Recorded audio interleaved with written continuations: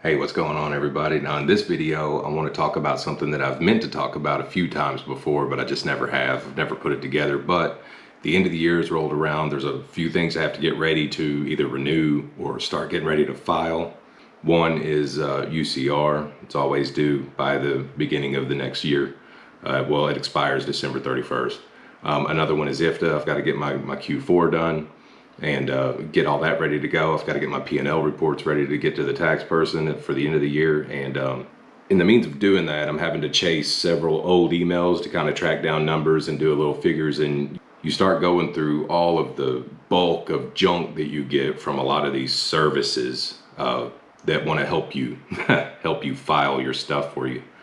And I'm going to go ahead and just put out here that this is my opinion on a lot of this. Some people may benefit from using a service. I don't know who it would be, because a couple of the points that I'm going to make on here actually show you how easy it is to do it yourself, and there's no fee for that. As far as the emails go, guys, just right off the bat, you can ignore 99.9% of everything you'll get regarding compliance to the FMCSA and all the regs and stuff that you got to have in place, by just paying attention to emails that end in .gov or notices that you get straight from the government. Anything that you get that doesn't end in a .gov from the FMCSA or the DOT or anything regarding anything is pretty much just junk mail. They can make it look as official as you want. You'll get it in your emails, you'll get it on your phone, you'll get it in the mail, and sometimes they make it look legit. They'll have on their final notice or something like that, or and you'll start kind of freaking out a little bit. But ignore that stuff, guys. This is all just ways to get your money. So there's two things on here really that I want to point out, and this will cover CDL and non-CDL, because you have to have both these things either yearly or biannually, is your UCR and your MCS150 filing. This will cover CDL, non-CDL. It doesn't, if you're in business for yourself, you're going to have to file these either yearly for the UCR or every other year for your compliance through FMCSA. And that is I'll show you how when it's due based on your DOT number. So I'm going to get on the computer here and I'm going to show you what I'm talking about with the we'll start off with UCR, and I'll actually go into one of my emails and grab one of these messages and show you what they propose as a price to file my UCR for me and how much it actually costs on the website where you actually file your UCR. And then after that, I'll show you the MCS 150 process. I'll show you a company. We'll do a Google search. I'll show you a company that's offering how to do this. And the price point on this is so stupid for what it actually is, for what's actually involved in filing your MCS 150. It's free. But anyway, I'll show you that in a minute. And the third thing I'll touch on after I show you these are rewards cards from big chain truck stops and what I think about that. So let's jump on the computer and I'll show you what I was talking about as far as these two things go. So the first thing we're going to cover is UCR, and I went into my email here and I just searched UCR and pulled up one of these from a system at UCRfiler.com, and they have everything right here. My DOT number is correct. That is Mizer Inc. That is the address that it is registered to. So let's go to file now and see what they got to say on that. And they've got on here my DOT number, my name, the address it's registered to, that's the correct number of units, and it's $118. So let's compare that with actually registering at the UCR's website. So we'll go up here to UCR. We'll go to the registration portal.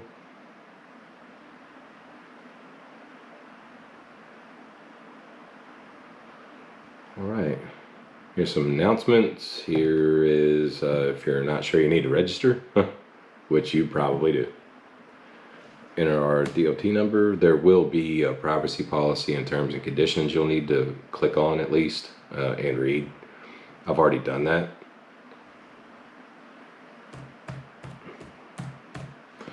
Type in our DOT number, hit submit. Is this us? That's right, that's right, that's right. Type it in again.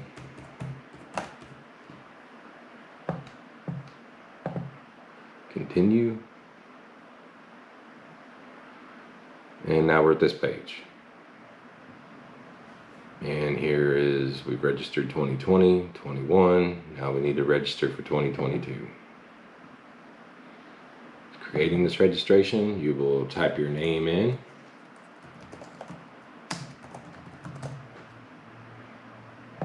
I have proper authorization. We are a motor carrier. We have one truck. Now this is imported from my MCS150, but if this is your first time doing this, it'll be option B.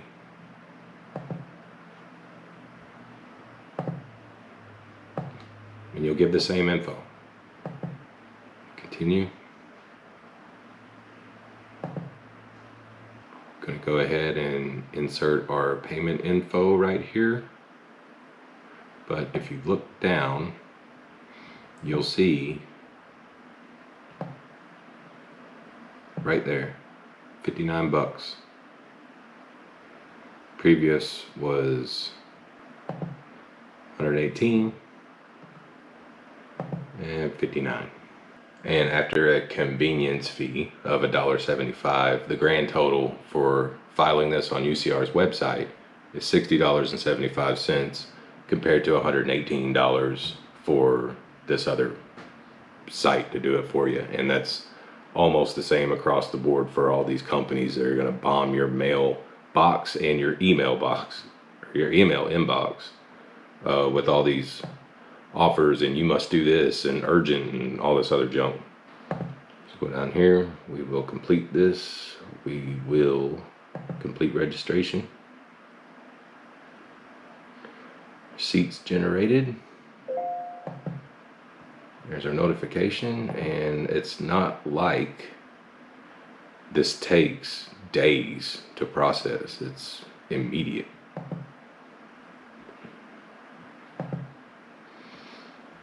And here you go. Generated 12/30/21.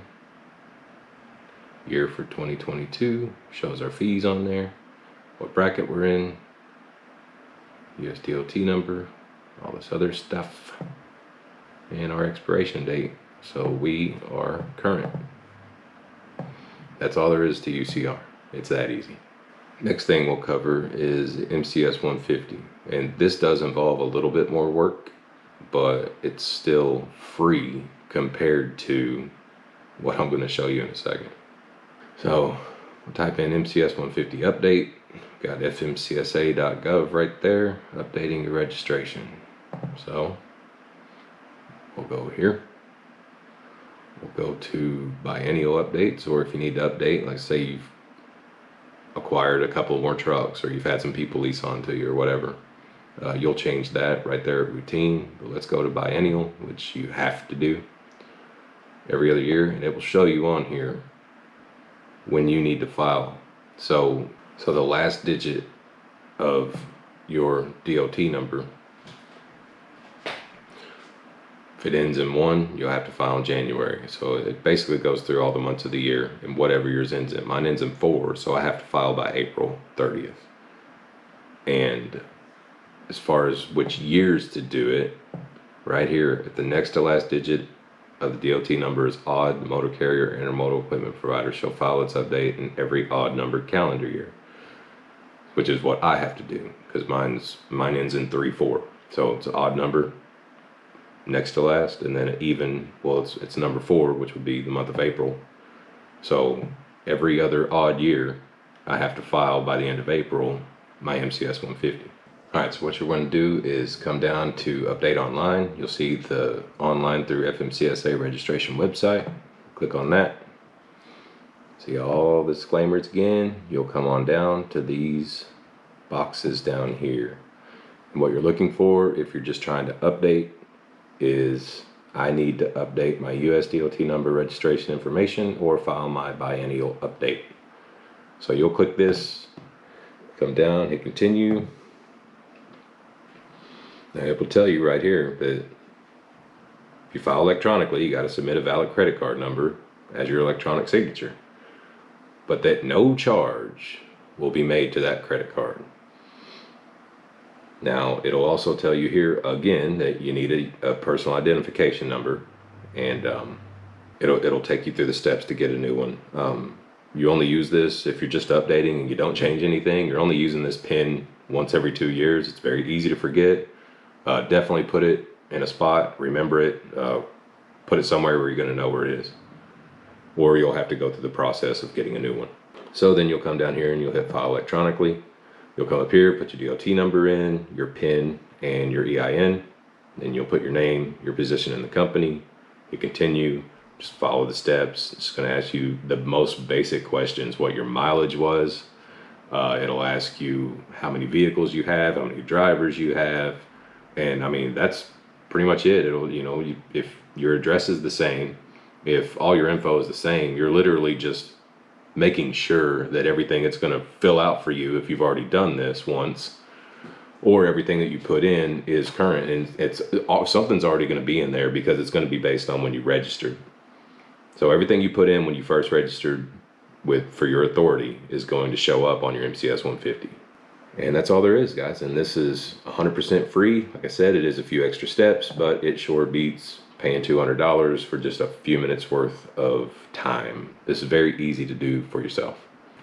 And I'll post the links to both of these websites, the UCR website and the MCS 150 updating website, in the description down below for you guys. And the last thing I want to touch on just real quick, because it's really just, it's an opinion of mine, but I'm seeing some stuff, seeing it get talked about lately, and that is the rewards programs for the big chains truck stops. Gasoline is obviously a lot different than diesel fuel, and you've got branded and you've got unbranded. That's where these transport trucks, that's where they pick this up from. It's going to either come from a branded storage facility or an unbranded storage facility or tank. And guys, additives for the most part is literally, yeah, you're paying for advertisement. It's the same thing with like, weight loss pills. It's the same thing with a bunch of stuff that'll promise you the moon, but they don't have to deliver, because who are you the wiser? You know what I mean? You're not testing this stuff. You have no idea what's in here. And it's even more so when it comes to diesel with the big chain truck stops, and everybody's worried about water in their fuel, and this diesel fuel is garbage at this truck there or whatever. It's it's diesel fuel. And if you're at a truck stop that gets used even sporadically throughout the day, you don't have to worry about moisture content and condensation running to the bottom and the pump sucking that up. It's active enough to be able to generate, enough in there to keep a mix. And there's going to be water in almost every fuel, but there's also filters on every single in chain. There's 2 to 3 filters from the storage tank to the pump. Most of your water actually comes from either the storing facility or the transport. But anyway, apart from that, just the idea of the rewards cards and everything like that, you get a penny for every gallon, or maybe, if you're in bonus mode or whatever status or diamond club they want to put you in, you can get 4, 5, maybe even 10 cents a gallon. That's great and everything if that's how you look at it. But you're immediately already getting charged 30, sometimes 40 cents more than the truck stop across the road. That's not a big chain. That 30 to 40 cents tallies up. I'd say 99% of the time fill up at mom and pop stops or smaller name, like Quick Trip or Casey's, stuff like that. And the reason is because of the cost. Now, I will let you know too that I've filled up at some sketchy spots, but I've never had a fuel issue ever. I don't use additives because that's what you're touting. That's what you're paying for supposedly with these major brands, is the extra additives they put in. Yet when you talk to people, a lot of times they'll tell you that the additives that are on the shelf, which is what you're paying for, that's already in the fuel, they'll tell you that's snake oil or that's garbage or it'll damage your engine, so it's like pick a side, right? all these fuel additives are what you're paying for, supposedly, that's been added to the fuel. Now, there are federal and state regulations on what additives must be in your fuel as a baseline. So the unbranded cheap fuel that you're buying does have additives in it, and it may have just as much or right at what you're paying 30 to 40 cents per gallon more for. So you can save 30, I'd say about 30 to 45 bucks a day is what I end up saving just by not fueling up at the bigger chains. I don't get shower credits, which is what, 13 bucks, 12 bucks, 15, depends on where you go. I don't get a free coffee, which let's just call that $2. So we're up to a max of what, 17 now.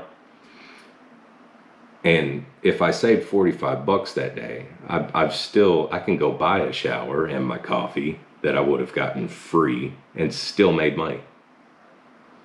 So you don't need a rewards card. Don't let that be a perk, and don't let it come off as a perk of someone who is overcharging you right up front. And that's all I'm going to say about that.